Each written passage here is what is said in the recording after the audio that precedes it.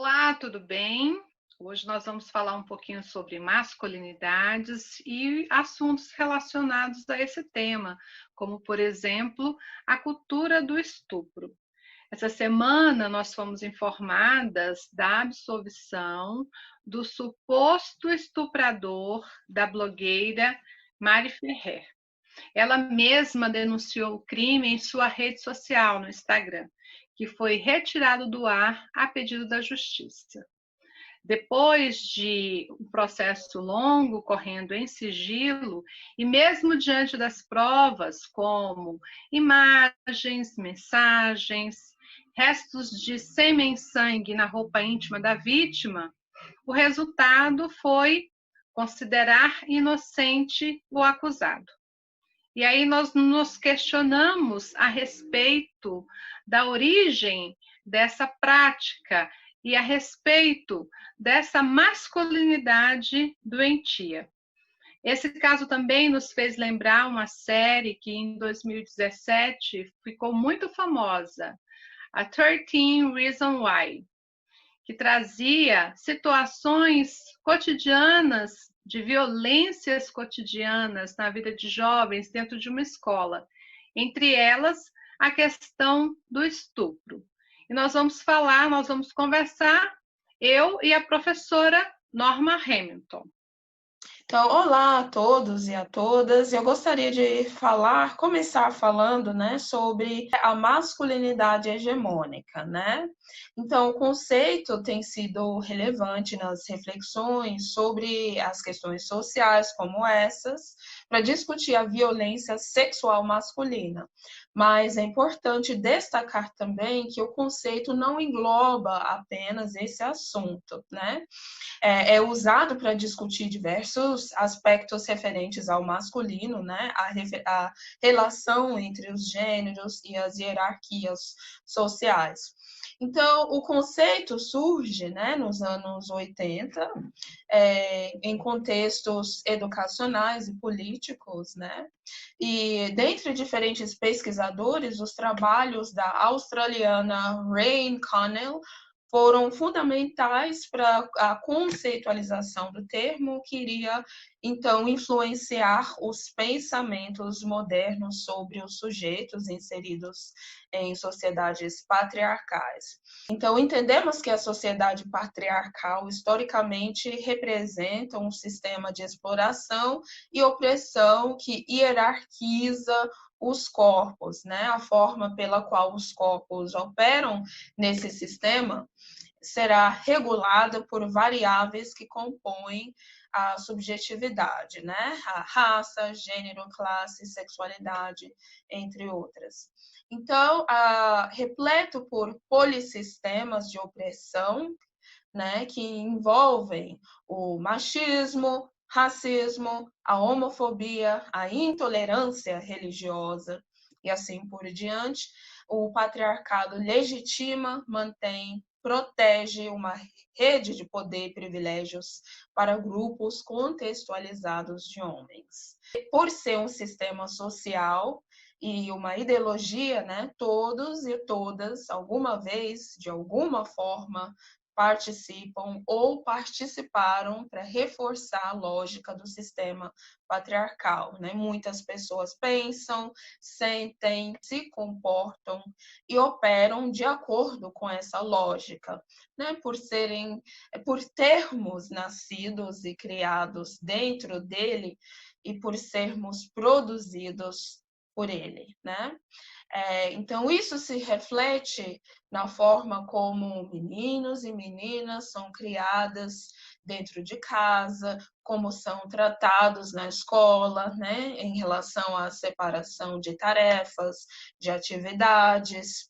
Se reflete nas imagens, na própria linguagem, nos discursos cotidianos, nas piadas machistas que circulam nas redes sociais, que contribuem para uma naturalização de ações e discursos que reforçam a superiorização e privilégio masculino para um grupo contextualizado de homens, né, em detrimento de outros homens, mulheres e demais gêneros.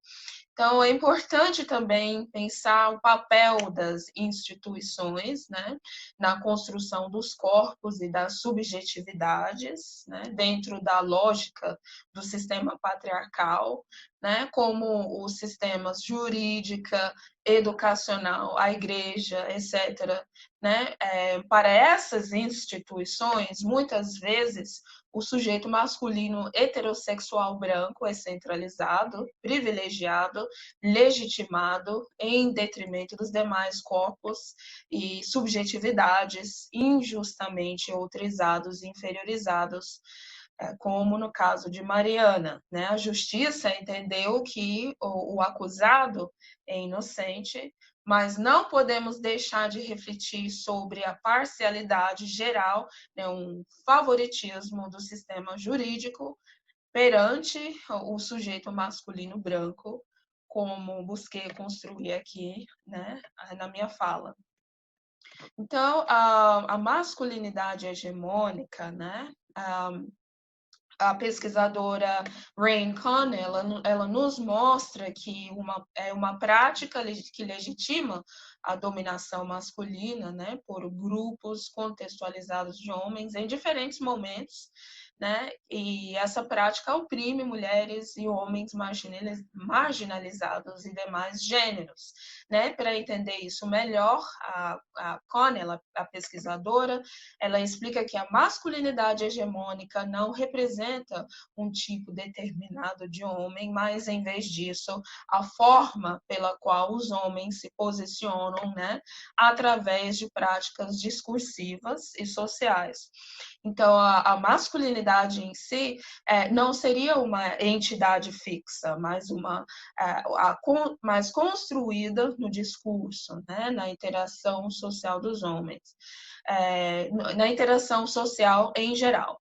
Os homens podem praticar a masculinidade hegemônica em alguns momentos, quando convém, ou podem se distanciar dessa prática de forma estratégica em outros momentos. Aí eu gostaria de enfatizar que, em relação à lógica da masculinidade hegemônica, as posições do sujeito masculino são múltiplas, né? E, portanto, há hierarquias sociais e plurais, há microcosmos de poder múltiplos no sistema patriarcal, né? Em que diferentes contextos de homens, em diferentes momentos, podem deter o poder. Então, a busca pelo poder masculino, em muitos casos, é por meio da parceria entre homens, por meio de uma parceria entre homens, uma espécie de fraternidade, uma broderagem, né, que envolve uma relação de cumplicidade e constrói uma rede de proteção para os membros em detrimento de quem não faz parte do grupo. É exatamente isso. Nós pensamos a masculinidade dentro de um sistema que é o sistema patriarcal. E aí, o estupro, ele entra como uma cultura, uma construção cultural. E aqui no Brasil, a cultura do estupro, ela começa no período da colonização, ela começa no período da escravidão, quando as mulheres negras tinham seus corpos violados, eram estupradas, tanto para satisfazer os desejos sexuais do seu senhor, mas também elas eram oferecidas, né? Eram oferecidas ao viajante, eram oferecidas a um trabalhador que executou alguma tarefa, né, com sucesso. O corpo da mulher negra era um corpo objetificado. E havia nesse sistema, né, de compadrio e de acobertamento, né, dessa situação de estupro, havia uma conivência. Havia uma conivência entre os homens e podemos dizer também que havia uma conivência das senhazinhas, né, que faziam vista grossa para o que estava acontecendo, quando não reagiam também com extrema violência violência em relação ao fruto daqueles abusos, dos estupros, que eram os filhos, as crianças escravizadas que nasciam, né?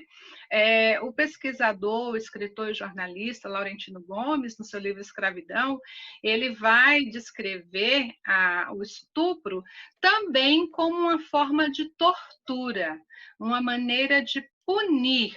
Por exemplo, o escravo fujão, ele era punido, né, com o estupro da sua companheira ou das suas filhas. Isso era um recado dado aos demais, né, que a fuga seria punida com a violência contra a mulher.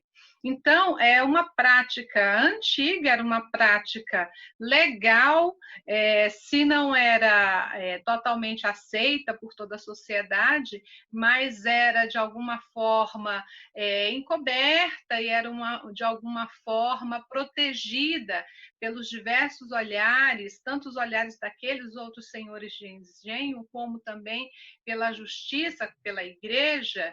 E essa violência, essa tortura, também se voltava para o homem negro no sentido de estupros, né, mecânicos, feito com ferramentas mecânicas, né, para que a virilidade daquele homem fosse atingida, né, para que pudesse ser atingida a moral dele.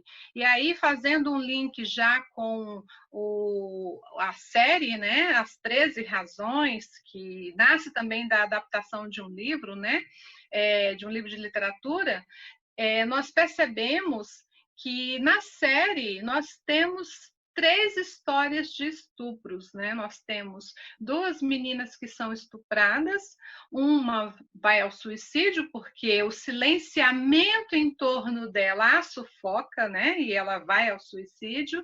Mas nós temos também um personagem, um menino, que também é estuprado com um cabo de vassoura. Então, o estupro, ele é uma prática não exclusivamente destinada à mulher, mas é uma violação desse corpo, que é um corpo que será objetificado, é um corpo que será humilhado, é um corpo que será corrigido. No caso do homem, o interessante é observar a misoginia nessa prática, porque quando se estupra o homem negro ou o gay, em muitas situações, né, gays são estuprados em situações de violência, nós percebemos que a intenção é torná-lo uma mulherzinha, né?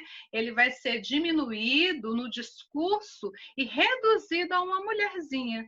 Então, por trás da prática do estupro, existe o ato de tortura, o ato de punição e uma extrema misoginia. Em tempos mais recentes, né, no período da ditadura militar, o estupro foi utilizado como instrumento de tortura. Então, nós percebemos que é uma construção que vem dentro de uma sociedade que se estrutura dentro do esquema do patriarcalismo e que, nessa estrutura, nem todos os homens têm o mesmo poder, existe o compadrio daqueles que possuem o mesmo poder, né, que detêm o poder.